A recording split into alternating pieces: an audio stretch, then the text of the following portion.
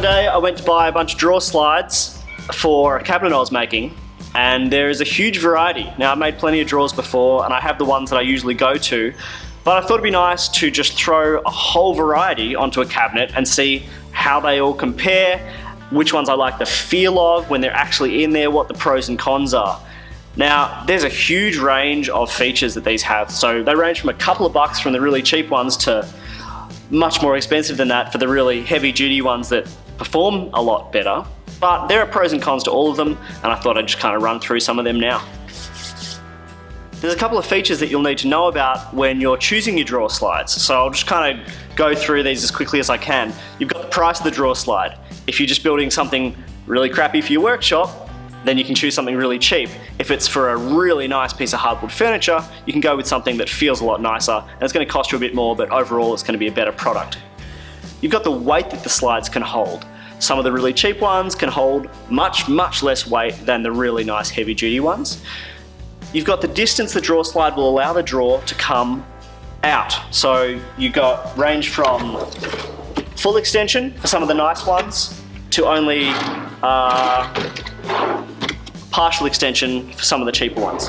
One last thing that's really good to think about is how these are going to look in your drawers. So obviously when the drawers are closed, you won't see them unless you've done something terribly wrong. But when you do open the drawers, you want them to look nice. So most of these drawer slides will sit on the side of your drawers, which means they're visible. But there is a type called an undermount drawer slide, which sits underneath and you don't see. So that on a really nice piece where you've put a lot of detail in all of it, it's really nice to have that feature. You don't have to look at that piece of metal hardware. This first drawer has standard drawer runners in it. I'm pretty sure I had these in the cabinets I grew up with in my house that my dad probably built. They're really cheap. The shorter ones are like $3 or something like that. Anyway, all of these are 450 in length, so they're kind of mid-range. These will take a bit of weight. I think they go up to about 25 kilos, which is a fair bit. So they're pretty strong. They're very easy to install. They sit underneath the drawer and they're cheap.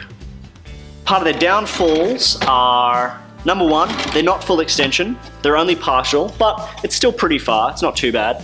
Number two, they have, it's kind of a pro, kind of a con. They have very little friction in them. So they're really easy to pull out and easy to close. But if you have any kind of application where you have to move the cabinet, which isn't super common, this is the only one that will run out on its own accord, which, I don't know, it's up to you whether you like that or not. Very easy to remove. Again, up to you whether or not you like that. Very easy to install, cheap, about 25 kilos load rated. This second drawer has a light duty side mount drawer runner on it. Now, I've currently got it mounted on the underside, on that bottom edge. It has these two tabs on the underneath of this runner, which can be folded up. So it allows you to put it on the side or on the bottom.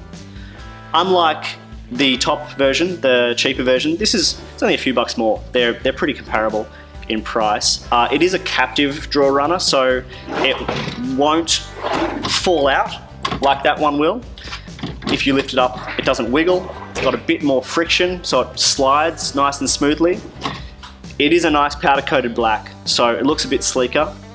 Doesn't take as much weight though, only about 15 kilos for these guys. So, you know, lighter drawers, something that you want like a slightly sleeker look than those old-fashioned white ones. It's not a full extension though, only comes out even less far than that guy. So, something to keep in mind. They're inexpensive. They look pretty good because they're black. They can be mounted on the bottom or the side. You don't want to put a ton of weight on them though, so that's a reasonable option for a light duty set of drawers that you want that nice black feature for. This third drawer is a heavy duty drawer runner. So nice standard captive drawer runner, very solid, takes more weight than any of the others. So I think it'll go up to about 45 kilo, which is a fair bit for these little guys. Make sure you put enough screws in to hold that weight. I mean, most of your drawer applications aren't going to need to hold that much weight, but it's nice to know you have it, especially if you're going to fill it up with tools or your kids are going to be jumping on it or something. They all sit on the side. They come much shorter and much longer. This one is not a soft close, but it does a really nice full extension. They come all the way out and they retain that strength all the way out. So these do have a nice firm catch when you push them all the way in, which, I don't know, just makes it feel nice and solid. Good amount of friction in the sliders so they don't just kind of feel like they're rolling out like those guys. I have been prone to use these in most applications. I like their strength, I like that they come all the way out. They're in the mid-range of price, so they're fairly affordable. If I'm doing something really fancy, I might use something a little bit higher up, but generally I turn to these quite often.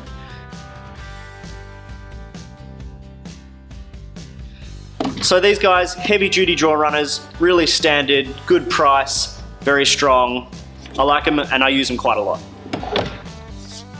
Our fourth magic drawer has soft close draw runners. So I've noticed a trend lately, a lot more clients are asking for soft close draw runners, and you can see why. They close really nice and softly. So if you have kids that are running around slamming drawers, this should prevent that. They also close themselves. It's just a nice feature. It's easy to use. They're just as easy to install as any of these others.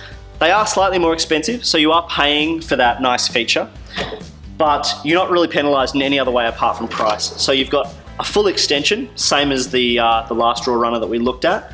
Very easy to install. They can take almost as much weight as these guys can. So I think these are about 40 kilos and those are 45. So great scheme of things, not much difference. Really nice, smooth running, great closing, easy to adjust, same as all the others. So I've been using them a lot more lately. Obviously with these two, they're nice and strong, but you can see them. So there's only really one type of draw runner which is totally invisible, and we'll be talking about that. That's the last one I have on this set of drawers. Fifth and final drawer uses undermount soft close draw runners. So as you can see, or as you can't see, they're actually sitting underneath the drawer rather than on the side, which looks fantastic. So if you're putting a lot of work into a nice cabinet and you've got some nice timber, put them underneath. Pay the little bit of extra money, get yourself some nice drawer runners that sit underneath the drawers. Now admittedly, I haven't actually used these a lot before. I kind of knew they existed, but I just never really played with them. So I'm glad that I have thrown them on here because they're simple to set up, they're strong, you get a nice full extension. These are also soft close, so you've kind of got the best of all of the features of the other draw runners.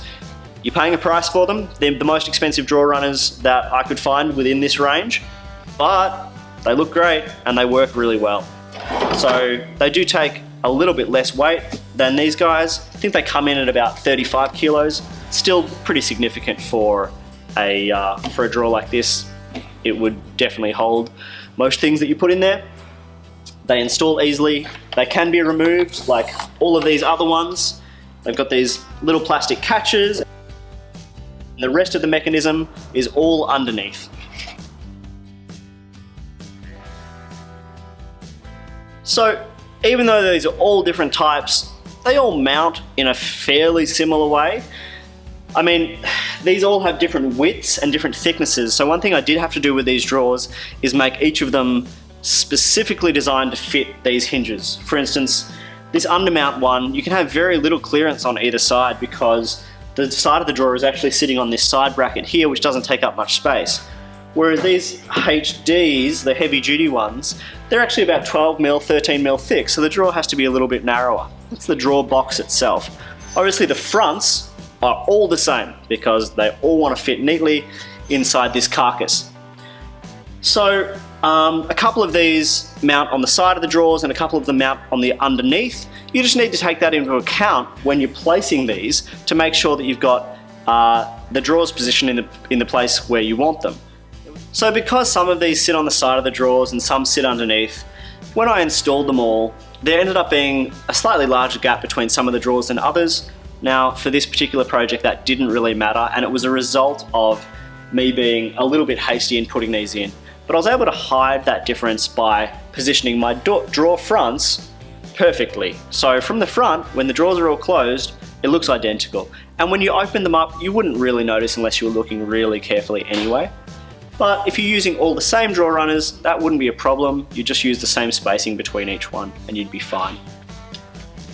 You notice that all of these are set back exactly the same distance from the front of the cabinet.